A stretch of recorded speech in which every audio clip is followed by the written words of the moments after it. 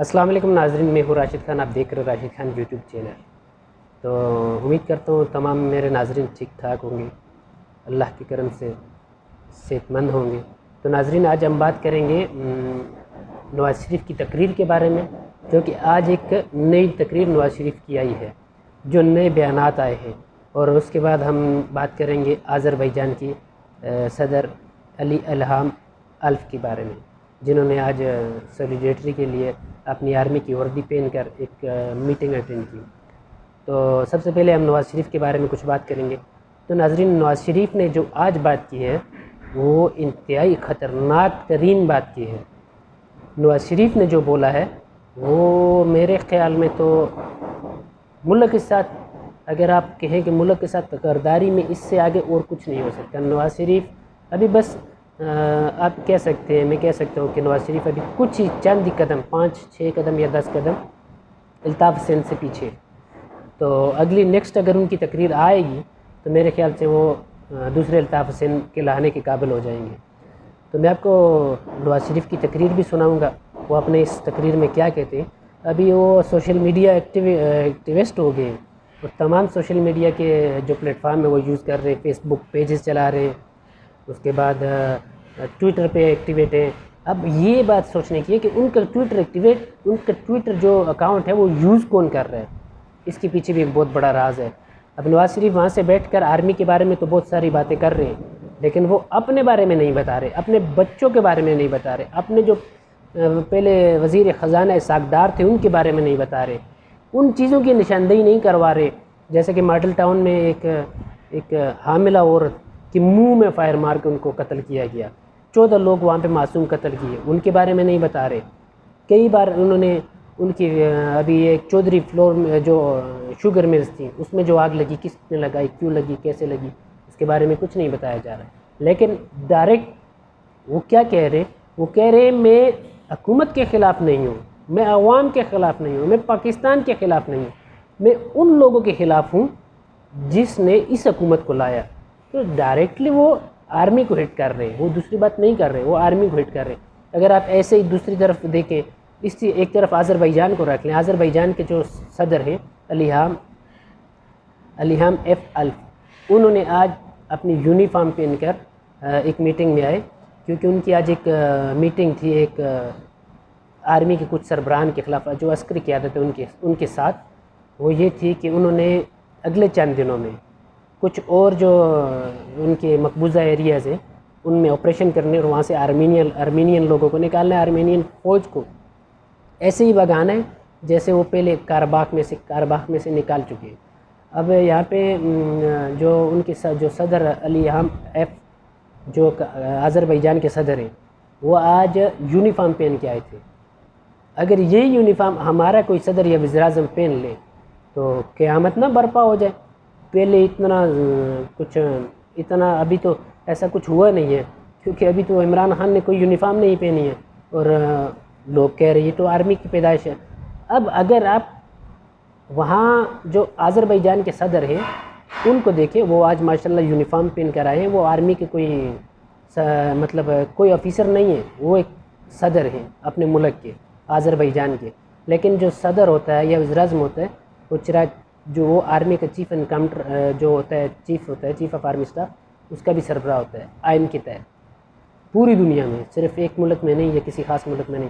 اب اگر وردی پہن کے ہمارے ملک پاکستان میں کوئی بھی سیاسی لیڈر آ جائے تو social media, electronic media, print media اس کی ایسی کی تیسی نہ کر دے، اس کو تانے، وہ اس کو سولیڈیٹری نہیں سمجھیں گے اپنے ملک کے ساتھ، وہ اس کو مذاق بنائیں گے، طنز کریں گے، اس پہ تنقیدیں کریں گے، ہر طرف سے تنقیدوں کے تیر چلیں گے۔ جبکہ جب آج آذربائیجان کے صدر تشریف لائے تو وہ یونیفارم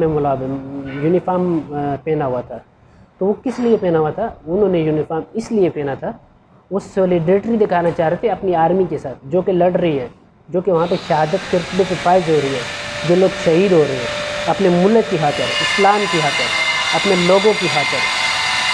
اب وہاں پہ جو صدر گئے وہ اس وجہ سے گئے تھے کیونکہ وہ یکجہتی دکھانا چاہتے تھے اپنی آرمی کے ساتھ، جو کہ خون میں لت پت اپنے گھروں میں آتے ہیں شہید ہونے کے بعد۔ ایسے ہی ہمارے ملک میں بھی ہوتا ہے، آپ آئے روز دیکھیں کوئی نہ کوئی ہمارا سپاہی کیپٹن کوئی نہ کوئی شہید ہوتے ہیں، ایسے ہی خون میں لت پت وردی ان کے گھروں میں آتی ہے۔ ابھی میرے اپنے شہر میں جو میرا ضلع ہے اس میں ایک کیپٹن تھے یا میجر صاحب تھے جن کی عمر ابھی میرے خیال سے آئی تھنک 27 ہوگی، تو ان کی ڈیڈ باڈی آئی ہے۔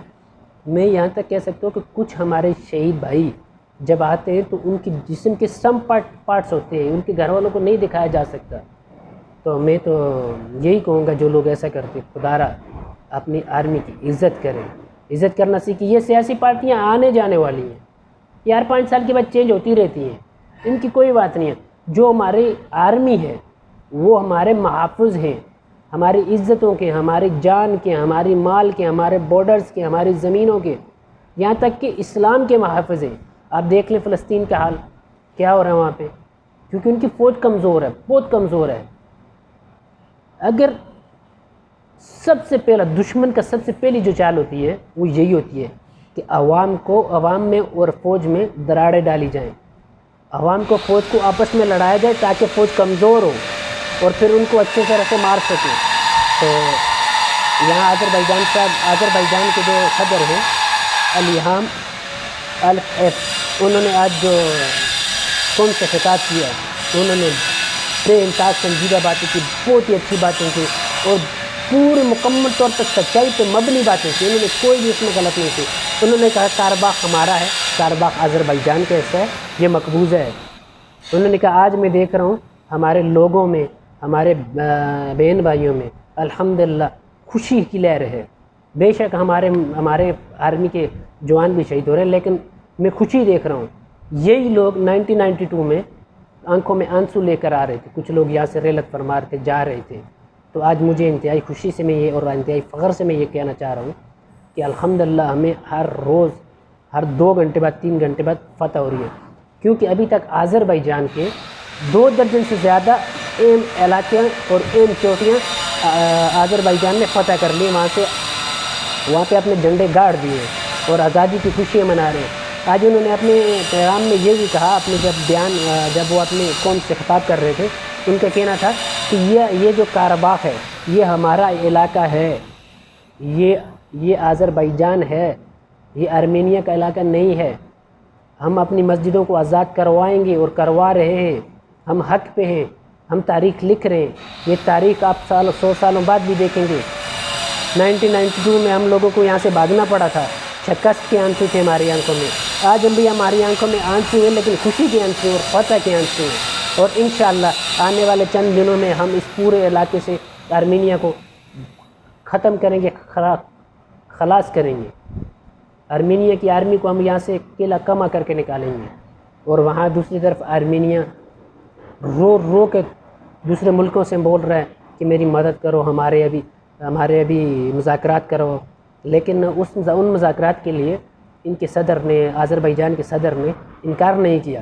انہوں نے کہا ضرور ہم آئیں گے، کیوں نہیں آئیں گے، ہم مذاکرات کی میز پہ آئیں گے، لیکن ہماری کچھ شرائط ہوں گی، بغیر شرائط کے ہم لوگ کبھی بھی مذاکرات نہیں کریں گے، کیونکہ ہمارے یہاں پہ بہت ساری جانیں ضائع ہوئی ہیں، بہت سارے لوگ ہمارے شہید ہوئے ہیں، بہت سارے بچے شہید ہوئے، اور یہ زمین آذربائیجان کی ہے، اس پہ قبضہ کیا آرمینیا نے، اور غیر قانونی قبضہ، جس کے لیے آذربائیجان کے جو صدر ہیں وہ کہتے ہیں ہم نے کئی خطوط لکھے، ہم نے کئی قراردادیں پیش کی پوری دنیا کے سامنے، حتیٰ کہ جو UN ہے، یونائٹڈ نیشن، وہاں پہ ہماری 8 قراردادیں پاس ہیں۔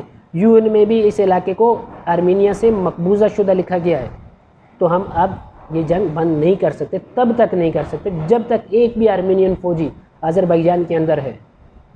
تو ماشاءاللہ بہت اچھا لگا ان کے بیان سن کر، اور دوسری طرف ہمارے وزیر اعظم صاحب کے بیان بھی آپ نے سنا ہوگا، آپ اس کو بھی سنیں اور ان کو بھی سنیں۔